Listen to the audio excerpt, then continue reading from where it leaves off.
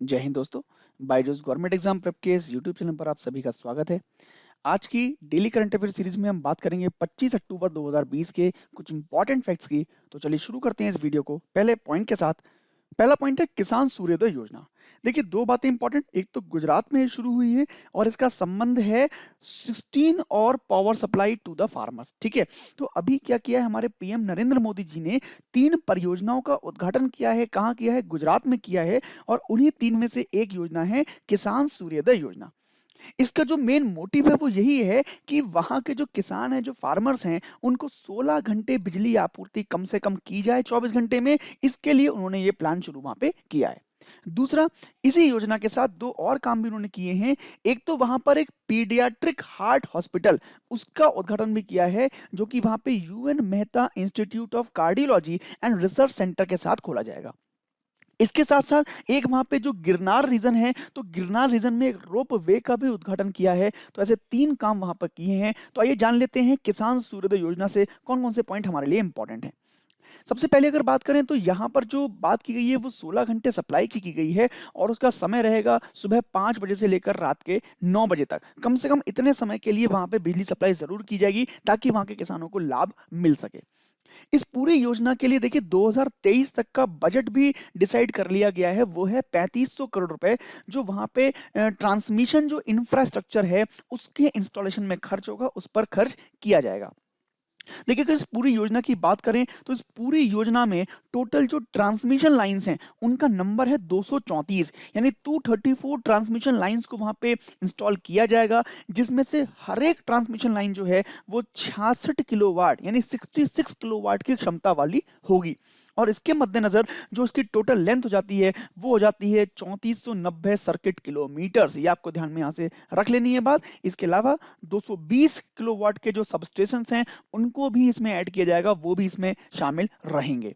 अब देखिए यहां से इंपॉर्टेंट जो एग्जाम के लिए न्यूज है वो एक और हो जाती है ये वाली। ठीक है, इसमें क्या है, कुछ डिस्ट्रिक्ट्स के नाम हैं जैसे दाहोद, पाटन, महिसागर या फिर पंचमहल, छोटा उदयपुर, खेड़ा, तापी, वलसाड़, आनंद। ये पूरा एरिया 2020 से 21 में शामिल किया जाएगा और इसके अतिरिक्त जो बाकी होंगे उनको फिर 2022 से 23 के चरण में सीधे कवर किया जाएगा। तो ये कुछ बातें आपको यहां से ध्यान में रख लेनी है।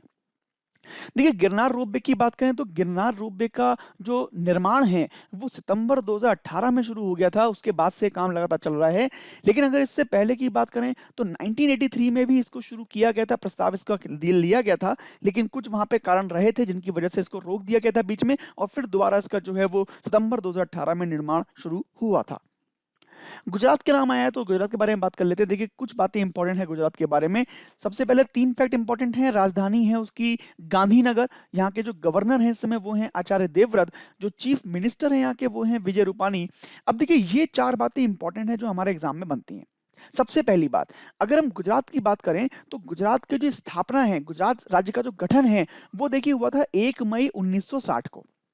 ठीक है, इसके अलावा देखिए यहां पर एक इंपॉर्टेंट नाम है लोथल, क्योंकि यहां पर पाया गया था बंदरगाह। ठीक है, तो बंदरगाह पोर्ट पाया गया था, उसके मद्देनजर ये फेमस है। और कई बार हमारे एग्जाम में पूछा जा चुका है कि सिंधु कालीन सभ्यता में ऐसा शहर कौन सा था जहां पे पोर्ट पाए गए थे, जहां पे बंदरगाह पाए गए थे, तो वो लोथल बंदरगाह का नाम वहां पे आता है। दूसरा, एक गिर फॉरेस्ट नेशनल पार्क यहाँ पर है, हम सभी को मालूम ही है गिर के बारे में, जो टाइगर प्रोजेक्ट है वो यहाँ पर चलता है गिर फॉरेस्ट में, वो गुजरात में ही है। इसके बाद देखिए अहमदाबाद का नाम इंपॉर्टेंट हो जाता है। अहमदाबाद इसलिए इंपॉर्टेंट है क्योंकि अभी हाल ही में जो यूनेस्को की वर्ल्ड हेरिटेज सिटी की लिस्ट है, यानी जो विश्व सांस्कृतिक शहरों की लिस्ट है, उसमें अहमदाबाद को शामिल कर लिया गया है। तो इसलिए अहमदाबाद न्यूज में यहां से आ जाता है, आपको ध्यान में रखना है। नेक्स्ट पॉइंट की बात कर लेते हैं। अगला पॉइंट है integrated model agricultural village scheme. ठीक है, तो क्या चीज है इसको समझेंगे। देखिए उत्तराखंड में पहली बात तो ये शुरू हुई है, सबसे पहला बात। दूसरी बात, ये जो integrated model agricultural village scheme है, जिसको हिंदी में कहते हैं एकीकृत आदर्श कृषि ग्राम योजना, ये क्या है, ये नाबार्ड के साथ शुरू की गई है। दूसरा क्वेश्चन, कहां पे शुरू हुई है? उत्तराखंड में। और किसके साथ शुरू की गई है? तो नाबार्ड के साथ शुरू की गई है। नाबार्ड के बारे में पढ़ेंगे। दूसरी बात, ये योजना है क्या? तो देखिए इस स्कीम में क्या है, ये क्या है, एक कॉन्सेप्ट है which will prove to be the milestone in the strengthening the economy of the farmers and doubling their income. यानी इस योजना का जो कॉन्सेप्ट है वो केवल यही है कि किसी भी तरीके से जो किसानों की अर्थव्यवस्था है उसको मजबूत किया जाए और साथ-साथ उनकी जो आय है जिसका वादा किया हुआ है 2022 तक डबल करने का उसमें भी एक मील का पत्थर साबित हो, ऐसा इसका प्लान है। क्या किया जाएगा इसमें? देखिए इसी योजना के मद्देनज़र देखते हुए हमने क्या किया है कि एक जो ब्याज मुक्त ऋण की सीमा है, वो बढ़ाकर भी 3 लाख रुपए कर दी है। पहले 2 लाख रुपए तक का ब्याज मिलता था किसानों को, जो कि ब्याज मुक्त होता था। अभी मिल रहा है कितने का? 3 लाख रुपए का। क्यों किया गया ऐसा? ऐसा इसलिए किया गया है ताकि वहाँ के जो फार्मर्स हैं, वो फ़ोकस कर सकें किस पर? Emphasis on mechanised and scientific farming. यानी वो अपनी कृषि को यंत्रीकृत और वैज्ञानिक आधार पर ले जा सकें, वैज्ञानिक आधारों का प्रयोग कर सकें और यंत्रीकृत कर सकें पूरी तरीके से, जिससे उनका प्रोडक्शन बढ़ जाए। तो इस बात के लिए उनको इतना लोन हम देने की बात यहाँ पर कर रहे हैं। दूसरा जो हमारा मूल्य संवर्धन है, यानी जो इनकम है फार्मर्स की उसको डबल करने की बात है, या फिर जो ब्रांडिंग हो रही है उसके लिए भी क्या है ये इंपॉर्टेंट है, जो हम लोग आगे देखेंगे। देखिए अगर नाबार्ड की हम लोग बात करें तो सबसे पहले तो इसकी फुल फॉर्म बहुत इंपॉर्टेंट है, जो कई बार एग्जाम में पूछी जा चुकी है। National bank for agriculture and rural development, ये आपको यहाँ से ध्यान में कर लेना है।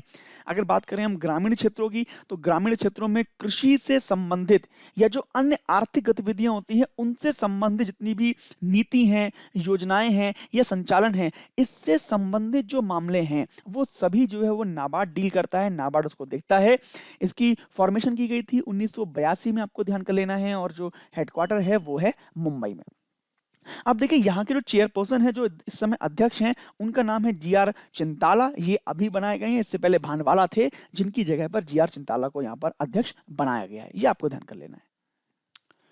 नेक्स्ट पॉइंट की ओर बढ़ते हैं। अगला पॉइंट है गवर्नमेंट के ई मार्केट प्लेस से संबंधित, जो कि अब इंटीग्रेट हो गया है सेंट्रल पब्लिक प्रोक्योरमेंट पोर्टल से। ठीक है, आप समझिए। देखिए गवर्नमेंट का एक ई मार्केट प्लेस था, जिसको अभी क्या किया गया है, सेंट्रल पब्लिक जो प्रोक्योरमेंट पोर्टल है उसके साथ यूनिफाइड कर दिया गया है। ठीक है ना? किस लिए किया गया? For the creation of unified procurement system. यानी पूरा जो प्रोक्योरमेंट सिस्टम है, जो खरीदारी जो एक मंच है, उसको एकीकृत करने के लिए जो सरकार का ई मार्केट प्लेस है और जो सेंट्रल पब्लिक प्रोक्योरमेंट पोर्टल है, इसको एक कर दिया गया है, ताकि जो सभी वस्तुएं हैं, सभी जो गुड्स हैं, वो एक ही मंच पर, एक ही पोर्टल पर सार्वजनिक खरीद के लिए उपस्थित रह सकें और आसान हो सके। दूसरा देखिए, इसी पोर्टल पर अभी क्या किया गया है, एक कस्टम बिड का भी ऑप्शन बनाया गया है। ठीक है, ये कस्टम बिड क्या है? कस्टम बिड क्या है कि कस्टम बिड पर कोई भी खरीदार, कोई भी बायर जो होगा, वो किसी भी उत्पाद की बोली लगा सकता है, उसकी जो रेट है वो वहां पे बोल सकता है, चाहे वो उसकी सीरीज में हो, जेम पोर्टल पर हो या ना हो। जब भी वो आएगा तो उसके बारे में बात यहाँ पर की जाएगी। तो यहाँ पर एक बात देखने को मिलती है कि आपको दो नाम ध्यान करने हैं। एक तो गवर्नमेंट का ई मार्केट प्लेस, इसको किससे जोड़ा गया है? सेंट्रल पब्लिक प्रोक्योरमेंट पोर्टल से जोड़ा गया है। क्या करने के लिए? तो यूनिफाइड प्रोक्योरमेंट सिस्टम को बनाने के लिए। देखिए यही फुल फॉर्म आपसे एग्जाम में पूछ लेता है, सी ट्रिपल पी। अगर हम इसकी बात करेंगे तो क्या हो जाएगा? सी ट्रिपल पी हो जाएगा। तो ऐसे ही क्वेश्चन एग्जाम में बन जाते हैं, तो ये आपको ध्यान में रख लेने हैं। देखिए अगर हम बात करें तो इसके अलावा जो सेंट्रल पब्लिक प्रोक्योरमेंट जो पोर्टल है, उसके अलावा भी जो गवर्नमेंट का ई मार्केट प्लेस है उसकी बात चल रही है रेलवे इलेक्ट्रॉनिक प्रोक्योरमेंट सिस्टम से। इसके अलावा जो डिफेंस पब्लिक प्रोक्योरमेंट पोर्टल है उससे भी बात चल रही है, और हो सकता है कि जेम को हम लोग उसके साथ भी जोड़कर आगे कुछ दिनों में देख सकें। देखिए अगर गवर्नमेंट के ई मार्केट प्लेस की बात करें तो उसके बारे में 5 मुख्य बातें आपको स्क्रीन पर दिख रही होंगी, एक बार देख लेंगे। क्या है ये? एक ऑनलाइन प्लेटफॉर्म है। किसके अंतर्गत? Ministry of commerce and industry के अंतर्गत ये एक ऑनलाइन प्लेटफॉर्म है। ये देखिए 9 अगस्त 2016 को लॉन्च हुआ था। किस ऑब्जेक्टिव के साथ लॉन्च हुआ था? तो to create an open and transparent procurement platform for government buyers. यानी जो भी सरकारी खरीदार हैं उनके लिए एक ट्रांसपेरेंट और ओपन प्रोक्योरमेंट प्लेटफॉर्म उपलब्ध कराने के लिए इसको शुरू किया गया था। ठीक है ना? इसके अलावा इसकी सर्विस की बात करें तो लॉजिस्टिक है, ट्रांसपोर्टेशन है, वेस्ट मैनेजमेंट है, या वेबकास्टिंग और एनालिटिक्स है। ऐसी कुछ सर्विस को ये प्रोवाइड करता है, आपको ध्यान करना है। इस चीज को आप हिंदी में भी दे सकते हैं, हिंदी में भी यहाँ से आप स्क्रीनशॉट लेकर इसको सेव अपने पास रख सकते हैं। अगले पॉइंट की बात करते हैं तो अगला पॉइंट भी इंपॉर्टेंट है, एक देश की बात यहाँ पे की है, एंडोरा। देखिए एंडोरा एक बहुत छोटा सा देश है जो फ्रांस और स्पेन के बीच में एक माइक्रो स्टेट है, ठीक है ना, माइक्रो स्टेट है यूरोप का, ये आपको ध्यान करना है। और अभी क्या किया है, इसने इंटरनेशनल मॉनेटरी फंड को ज्वाइन कर लिया है, उसका मेंबर बन गया है। और इसको जोड़कर जो आईएमएफ के टोटल मेंबर हो गए हैं वो हो गए हैं 190। ये आपको यहाँ से ध्यान करना है। आईएमएफ की मेंबरशिप लेना इसके लिए इसलिए फायदेमंद है क्योंकि अब जितने भी इकोनॉमिक जो प्रॉफिट होते हैं आईएमएफ के मेंबर्स को वो सारे एंडोरा को मिल जाएंगे, जिसमें जब भी एंडोरा को कोई आर्थिक संकट आएगा या जैसे कोविड 19 के कारण ही विभिन्न देशों के सामने आर्थिक संकट आ रहे हैं, तो ऐसे आर्थिक संकटों में जो आईएमएफ होती है वो क्या करती है, वो कुछ सहायता देती है उन देशों का जो उसके मेंबर होते हैं, तो उसका फायदा भी एंडोरा को सारा यहाँ पे मिलने वाला है। देखिए अगर एंडोरा की बात करें तो ये स्टार जो आपको दिख रहा है यही है एंडोरा, इसके एक तरफ फ्रांस एक तरफ स्पेन हो जाता है। कैपिटल और करेंसी आप याद कर लीजिए, कैपिटल यहाँ की है एंडोरा ला वेला और यहाँ की जो करेंसी है वो है यूरो। तो ये आपको दो बातें यहाँ से ध्यान में रख लेनी है। अगर आईएमएफ का नाम आया तो उसके बारे में कुछ बातें पढ़ लेते हैं। देखिए आईएमएफ की जो इस समय मैनेजिंग डायरेक्टर हैं उनका नाम है क्रिस्टलीना जॉर्जीवा। और जो इंपॉर्टेंट क्वेश्चन आपके लिए वो है यहाँ की चीफ इकोनॉमिस्ट जिनका नाम है गीता गोपीनाथ जी। हाँ भारतीय हैं, भारतीय मूल की हैं, तो आपको ध्यान करना है गीता गोपीनाथ है चीफ इकोनॉमिस्ट यहाँ की। हेडक्वार्टर अगर आईएमएफ का पूछा जाएगा तो वॉशिंगटन में इसका हेडक्वार्टर है, ये भी आपको यहाँ से याद रखना है। नेक्स्ट पॉइंट की ओर बढ़ते हैं। अगला पॉइंट इंपॉर्टेंट पॉइंट है ऑफिसर विजय लक्ष्मी रमनन के बारे में। देखिए इंडियन एयरफोर्स की पहली वुमेन ऑफिसर थी ये, विंग कमांडर पद से रिटायर हुई थी और अभी इनका निधन हुआ है, तो आपको ध्यान इनका नाम रख लेना है। जन्म हुआ था फरवरी 1924 में और उसके बाद फिर 22 अगस्त 1955 को इन्होंने आर्मी मेडिकल कोर में कमीशन प्राप्त कर लिया था। इसके बाद विंग कमांडर बनाई गई थी 1972 में। और आपको बता दूं 1972 में विंग कमांडर बनने के बाद देखिए विशिष्ट सेवा मेडल भी इनको प्राप्त हो गया था, केवल 5 वर्षों के अंदर ही इनको विशिष्ट सेवा मेडल भी प्राप्त हो गया था। इसके बाद 1979 में अपने पद से रिटायर हो गई थी, जिनकी अभी डेथ हो गई है। आपको नाम याद करना है Vijayalakshmi Ramanan, India first IAF women officer. Next point की बात करते हैं, अपूर्व चंद्रा का पॉइंट है ये, याद कीजिए। देखिए अभी न्यूज में है इंटरनेशनल लेबर ऑर्गेनाइजेशन, जिसकी चेयरमैनशिप अभी इंडिया को मिली है 35 सालों के बाद। तो इसी आईएलओ की जो गवर्निंग बॉडी है उसके चेयरपर्सन के तौर पर सिलेक्ट कर लिया गया है अपूर्व चंद्रा जी को, याद कर लीजिए। अपूर्व चंद्रा जी हमारे सेक्रेटरी हैं, किस मिनिस्ट्री के, लेबर एंड एम्प्लॉयमेंट मिनिस्ट्री के सेक्रेटरी हैं इस समय, जिनको अभी इंटरनेशनल लेबर ऑर्गेनाइजेशन के गवर्निंग बॉडी के चेयरपर्सन के रूप में सिलेक्ट यहां पर किया गया है। कितना कार्यकाल रहेगा इनका, अक्टूबर 2020 से जून 2021 तक की अवधि तक ये वहां के अध्यक्ष बने रहेंगे। इंटरनेशनल लेबर ऑर्गेनाइजेशन के अध्यक्ष बनना, उसकी गवर्निंग बॉडी के अध्यक्ष बनना, तो आपने अपने आप में एक ख्याति की बात है। दूसरी बात अगर करें तो जो गवर्निंग बॉडी है ये क्या है, एपेक्स एग्जीक्यूटिव है, किसका, आईएलओ का। यानी इंटरनेशनल लेबर ऑर्गेनाइजेशन का जो एपेक्स एग्जीक्यूटिव बॉडी है वो उसकी गवर्निंग बॉडी है। यही बॉडी डिसाइड करती है कि उसकी पॉलिसीज क्या रहने वाली हैं, प्रोग्राम्स क्या रहने वाले हैं, एजेंडा, बजट जो है, वो सारी चीजें जो हैं। इसके साथ साथ जो डायरेक्टर जनरल हैं उनको भी इलेक्ट करना, ये सारी बातें किसके अंडर में रहती हैं, गवर्नमेंट बॉडी के अंदर में रहती हैं। अगर हम प्रेजेंट की बात करें तो इस समय आईएलओ के 187 मेंबर्स हैं जो इसके माध्यम से अपने श्रमिकों और बाकी चीजों के लिए योजनाओं को लागू करते हैं। देखिए अगर अपूर्व चंद्रा की बात करें तो भारतीय प्रशासनिक सेवा के महाराष्ट्र कैडर के 1988 बैच के ऑफिसर रहे हैं अपूर्व चंद्रा, इनका नाम आपको यहां से याद कर लेना है। नेक्स्ट बात कर लेते हैं बैंकिंग की, तो मास्टर कार्ड और अटलांटिस, ये दो नाम याद कीजिए जिन्होंने अभी पार्टनरशिप की है इंडिया में डिजिटल फर्स्ट प्रोग्राम को एक्सपेंड करने के लिए। ठीक है, तो क्या उद्देश्य है, to provide the users of Mastercard a technology solution that enables to enjoy a best in class digital banking experience. यानी जो भी मास्टर कार्ड के कस्टमर्स हैं उनको एक best in class digital banking experience देने के लिए ये पार्टनरशिप की गई है। ठीक है, अगर इंडिया में सक्सेसफुल रहता है तो इंडिया के बाद फिर ये मलेशिया, सिंगापुर और थाईलैंड तक इसका विस्तार होगा। अब एक बात समझ लेते हैं कि मास्टर कार्ड किस प्रकार जो है वो best in class banking experience देने वाला है। अब देखिए इसके अंतर्गत क्या होगा, इसके अंतर्गत जितने भी यूजर्स हैं वो क्या कर सकते हैं, use their cards and account to make digital transaction enabled by a completely digital online application and the issuance of process including video KYC। यानी जितने भी यूजर्स हैं मास्टर कार्ड के, वो अपने कार्ड को और अकाउंट्स का यूज अब कर सकते हैं किसी भी डिजिटल ट्रांजैक्शन के लिए, जो कि कंप्लीटली एक डिजिटल ऑनलाइन एप्लीकेशन के थ्रू होगा।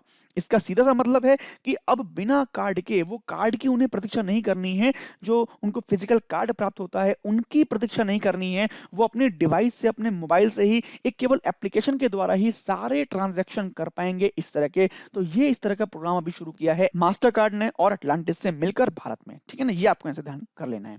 देखिए इसके अलावा जितना भी कंट्रोल है यूजर का अपनी स्पेंडिंग पर और उनके यूजेस पर, तो उसके लिए भी यहाँ पे कंट्रोल कर सकते हैं, क्योंकि यहाँ पर एक सुविधा ये है कि यूजर्स एक अलार्म सेट कर सकते हैं, एक अलर्ट सेट कर सकते हैं, जो उनकी मैक्सिमम स्पेंडिंग पर और मैक्सिमम यूजेस के बाद उनको अलर्ट भेज सकता है। इसके अलावा जितने भी उपयोगकर्ता हैं उनके पास एक ऑप्शन होगा किसी भी टाइम पे करने का, किसी भी जगह पे करने का। तो ऐसी एक योजना यहाँ पे शुरू की है, आपको ध्यान करना है, दो नाम, मास्टर कार्ड और अटलांटिस।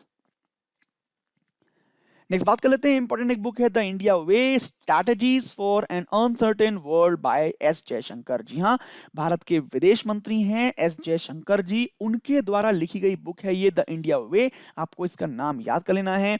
अपनी नई किताब की जो पहली प्रति है वो प्राइम मिनिस्टर मोदी जी को भेंट की थी, आपको ध्यान करना है।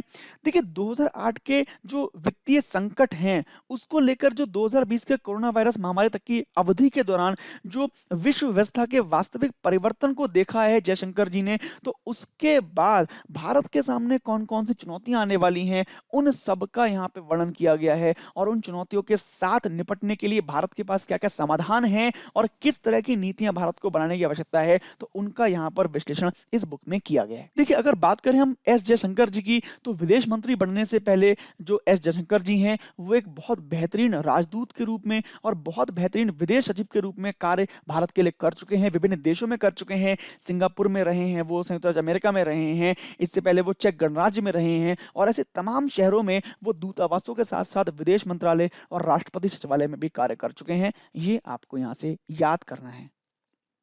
नेक्स्ट पॉइंट की बात करते हैं, आईएसए सोलर अवार्ड। देखिए इंपॉर्टेंट बात है, आईएसए की बात कर लीजिए, इंटरनेशनल सोलर अलायंस। देखिए 2015 में भारत और फ्रांस, यानी इंडिया और फ्रांस दोनों देश थे जिन्होंने इंटरनेशनल सोलर अलायंस की शुरुआत की थी, और 2015 में बनने के बाद से पहली बार इस संगठन ने, इस अलायंस ने अपने कुछ अवार्ड्स इशू किए हैं, अवार्ड्स लॉन्च किए हैं, उनकी बात यहाँ पर की गई है।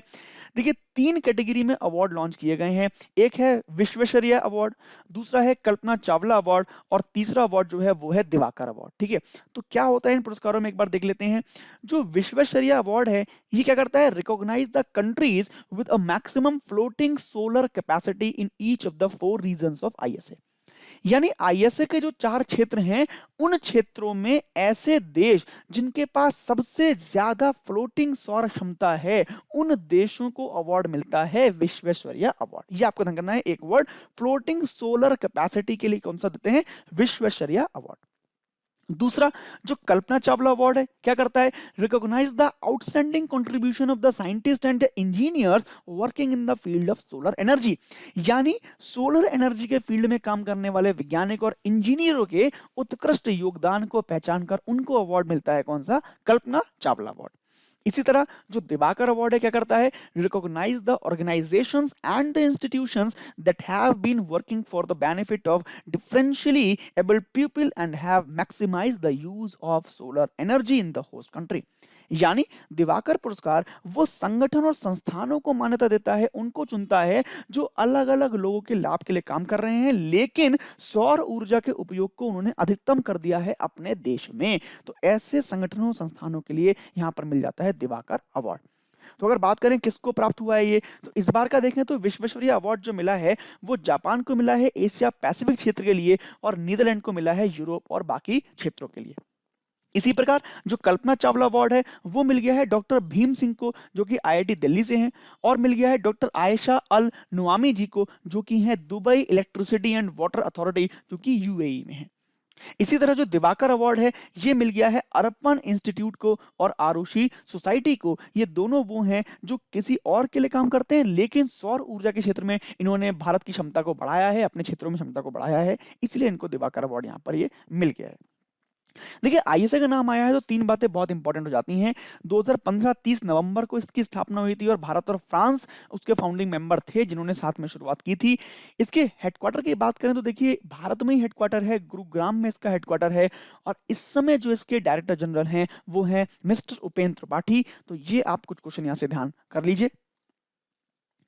नेक्स्ट बात कर लेते हैं वर्ल्ड पोलियो डे। 24 अक्टूबर इंपॉर्टेंट डे था, हमने पढ़ा था कि 24 अक्टूबर को एक और इंपॉर्टेंट डे था यूएन डे, उसके बारे में सारी हमने कहानी पढ़ी थी। आज पढ़ेंगे पोलियो डे के बारे में। तो देखिए 24 अक्टूबर को पोलियो डे हम लोग मनाते हैं, इसका उद्देश्य वही है क्या, highlight the global effort toward the polio free world, यानी पूरे विश्व का जो एक एफर्ट है उसको हाईलाइट करना जो पोलियो फ्री वर्ल्ड के लिए किया गया है। देखिए ये डे उन सभी लोगों का सम्मान करता है, उन सभी लोगों को याद करता है जिन्होंने पोलियो को खत्म करने के लिए, पोलियो वायरस को खत्म करने के लिए अपना योगदान दिया है। ठीक है, देखिए अगर 2020 की हम लोग बात करें तो 2020 में जो उसकी थीम है वर्ल्ड पोलियो डे की वो आप याद कर लीजिए, win against polio is a win for global health, यानी पोलियो के खिलाफ जो जीत है वो वैश्विक स्वास्थ्य के लिए एक जीत होगी, ऐसी थीम पर काम कर रहे हैं 2020 में। तो पोलियो के बारे में कुछ बेसिक जानकारी हम लोग समझ लेते हैं एक बार। देखिए पोलियो क्या है, it caused by the polio virus and the most of the time polio infections present no symptoms. ठीक है, यानी पोलियो वायरस के थ्रू ये पोलियो बीमारी हो जाती है और अधिकतर ऐसा होता है कि इसके सिम्टम्स हमको पता नहीं लगते हैं, इसीलिए इस बीमारी को रिकॉग्नाइज करना बहुत मुश्किल हो जाता है। दूसरी बात, देखिए polio can spread easily from person to person, यानी जो पोलियो का वायरस है वो देखिए एक जगह से दूसरी जगह इंसानों के माध्यम से पहुंच सकता है। होता यह है कि जो पोलियो का वायरस है वो हमारी जो एलिमेंट्री कैनाल है, जो हमारी आहार नाल है, उसमें वो स्टोर हो जाता है, हमारे जो आंतें हैं उसमें स्टोर हो जाता है और उसके बाद डिफेकेशन के थ्रू बाहर निकलता है और उस मल के द्वारा एक व्यक्ति से दूसरे व्यक्ति में पहुंच सकता है। देखिए यहाँ पर इंपॉर्टेंट एक बात यह है कि अफगानिस्तान और पाकिस्तान दो देशों को छोड़ने के बाद बाकी जो पूरा विश्व है वो अगस्त 2020 तक पोलियो फ्री घोषित कर दिया गया है, यानी पूरे विश्व में अब केवल दो देश रह गए हैं, अफगानिस्तान और पाकिस्तान, जहां पर पोलियो के वायरस के जो केसेस हैं वो हैं, बाकी पूरे विश्व से ये खत्म हो चुका है। पोलियो वैक्सीन की हम लोग बात करें तो दो तरह की वैक्सीन होती है, एक को हम कहते हैं इंजेक्टेबल वैक्सीन और एक होती है ओरल पोलियो वैक्सीन। ठीक है, हम लोग पता है जो भी हम लोग पोलियो की ड्रॉप देखते हैं वो ओरल पोलियो वैक्सीन ही है जिसको हम पीकर लेते हैं। इससे पहले चलती थी इंजेक्टेबल पोलियो वैक्सीन जिसको इंजेक्शन के माध्यम से लिया जाता था। अब यहाँ पर एक बात और भी खास अभी न्यूज में आई है कि देखिए ओरल पोलियो वैक्सीन को लेने के बाद भी कई बच्चों में पोलियो की बीमारी देखी गई है। तो ऐसा भी एक सीन चल रहा है, इस पर भी कोई रिसर्च चल रही है और बहुत सारे देश, अमेरिका जैसा देश ऐसा है जिन्होंने बहुत पहले ही ओरल पोलियो वैक्सीन को अपने देश में बैन कर रखा है और वहां पे केवल इंजेक्टेबल पोलियो वैक्सीन चलती है। हालांकि भारत में भी इंजेक्टेबल पोलियो वैक्सीन दी जाती है लेकिन मोटे तौर पर यहाँ पे ओरल पोलियो वैक्सीन ही दी गई है। इस डिटेल को अगर हिंदी में देखना चाहते हैं तो हिंदी में आपके लिए है, इसका स्क्रीनशॉट लेकर आप सेव कर सकते हैं अपने पास। नेक्स्ट कुछ फैक्ट्स की बात कर लेते हैं। तो आज हम बात करेंगे कुछ लॉर्ड्स की, कुछ ब्रिटिश लॉर्ड की जिनके समय में जो योजनाएं आई थी, जो कार्य हुए थे वो हमारे एग्जाम में कई बार पूछ ली जाते हैं। तो आज देखेंगे कुछ हम लोग लॉर्ड्स को। सबसे पहले बात करते हैं वॉरेन हेस्टिंग्स की। तो इनके समय में दो बातें जो बहुत पूछी जाती हैं वो है रेगुलेटिंग एक्ट और पिट्स इंडिया एक्ट। कई बार आपने एग्जाम में देखा होगा, पूछ लिया जाता है कि रेगुलेटिंग एक्ट कब आया था, तो 1773 में, पिट्स इंडिया कब आया था 1784 में, और किसके समय में आया था, तो वॉरेन हेस्टिंग्स के समय वो आया था। दूसरा लॉर्ड विलियम बेंटिक, तो ये भारत के पहले गवर्नर जनरल ऑफ इंडिया थे, याद कर लीजिए। दूसरी बात, जो महालवारी प्रणाली है, देखिए महालवारी प्रणाली को शुरू करने वाले थे मैकेंजी, लेकिन वो किसके समय में शुरू हुआ था, लॉर्ड विलियम बेंटिक के समय में वो शुरू हुआ था। ये आपको ध्यान करना है, मैकेंजी ने इसको शुरू किया था लेकिन किसके समय में शुरू हुआ था, तो लॉर्ड विलियम बेंटिक के समय में ये शुरू हुआ था। इसके बाद एक इंपॉर्टेंट नाम है डलहौजी का। तो इनके बारे में आप दो तीन बातें याद कर लीजिए।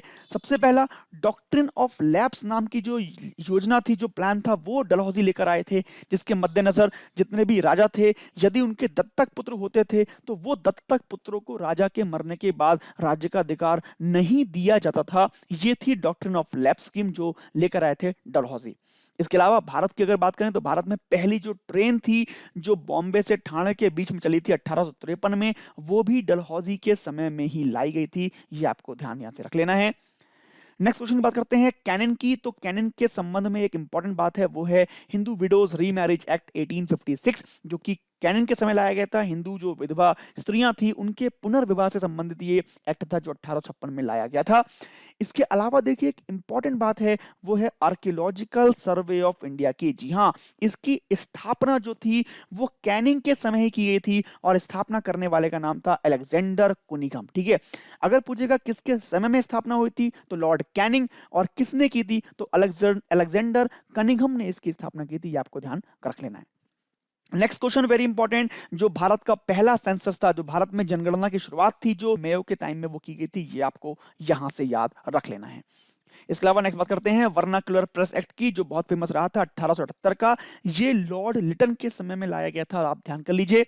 इसके बाद आगे बढ़ते हैं तो नेक्स्ट है डफरिन। डफरिन देखिए जाना जाता है भारतीय राष्ट्रीय कांग्रेस की स्थापना के साथ। देखिए अब यहाँ पे दो क्वेश्चन है, अगर पूछेगा भारतीय राष्ट्रीय कांग्रेस की स्थापना किसने की थी तो हम सभी को मालूम है डॉक्टर ए.ओ. ह्यूम उनका नाम था, लेकिन उस समय भारत का गवर्नर जनरल कौन था तो वो था डफरिन। ये दोनों ही क्वेश्चन एग्जाम में आए हैं। किसने स्थापना की, ए.ओ. ह्यूम ने। किसके समय में स्थापना हुई थी तो डफरिन के समय में स्थापना हुई थी, ये आप ध्यान कर लीजिए। लॉर्ड कर्जन की बात करते हैं तो बंगाल के विभाजन से इनका संबंध है। 1905 में बंगाल का विभाजन करने वाले लॉर्ड कर्जन थे।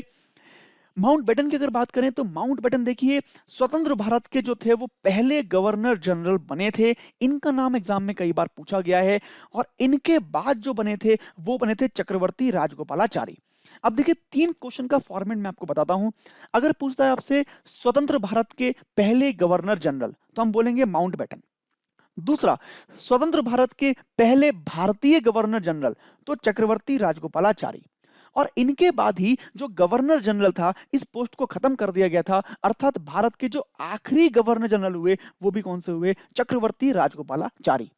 चौथा क्वेश्चन, भारत के आखिरी ब्रिटिश गवर्नर जनरल कौन हुए, माउंटबेटन। ठीक है, ये चारों क्वेश्चन आपको यहां से ध्यान में रख लेने अपने एग्जाम के पॉइंट ऑफ व्यू से। कुछ क्वेश्चन देख लेते हैं जो हमारे एग्जाम के लिए इंपॉर्टेंट हो सकते हैं आज की इस वीडियो से। पहला, इन विच स्टेट हैज द किसान सूर्योदय योजना बीन लॉन्च। किस प्रदेश में शुरू की गई है किसान सूर्योदय योजना, तो जल्दी से इसका कमेंट करके मुझे इसका आंसर बता दीजिए। Next question, which Indian city has been included in the list of UNESCO world heritage city. किस सिटी को भारत की शामिल किया गया है यूनेस्को की वर्ल्ड हेरिटेज सिटी की सूची में, जल्दी से इसका कमेंट करके आंसर बताइए। Next question, where is the headquarter of NABARD. NABARD का मुख्यालय कहां है, हमने पढ़ा था, जल्दी से कमेंट कीजिए इसका answer. Next question, how many members are there in IMF. कितने मेंबर हैं आईएमएफ में, इंटरनेशनल मॉनेटरी फंड में कुल कितने मेंबर हो गए हैं, हमने पढ़ा था, याद कीजिए। Next, who is the chief economist of the international monetary fund. IMF की चीफ इकोनॉमिस्ट कौन है, याद कीजिए नाम और कमेंट कीजिए। नेक्स्ट क्वेश्चन की बात करते हैं, the book the India way has been written by. किसके द्वारा लिखी गई है ये द इंडिया वे बुक, हमने नाम पढ़ा था, जल्दी से कमेंट कीजिए। When was the ISA founded? ISA की स्थापना कब की गई थी, यानी ISA मतलब इंटरनेशनल सोलर अलायंस, इसकी स्थापना कब की गई थी, जल्दी से बताइए। नेक्स्ट की बात करते हैं, when was the first census conducted in India. Bharat में कब की गई थी पहली जनगणना, सन बताइए, कमेंट कीजिए इसका answer. Next question, who was the last governor general of India. Bharat के अंतिम गवर्नर जनरल कौन थे, नाम पहचान के जल्दी से कमेंट कीजिए। तो ये कुछ क्वेश्चन थे जो आज हमने देखे। कल फिर मिलेंगे कुछ नए क्वेश्चंस के साथ, तब तक के लिए धन्यवाद, जय हिंद।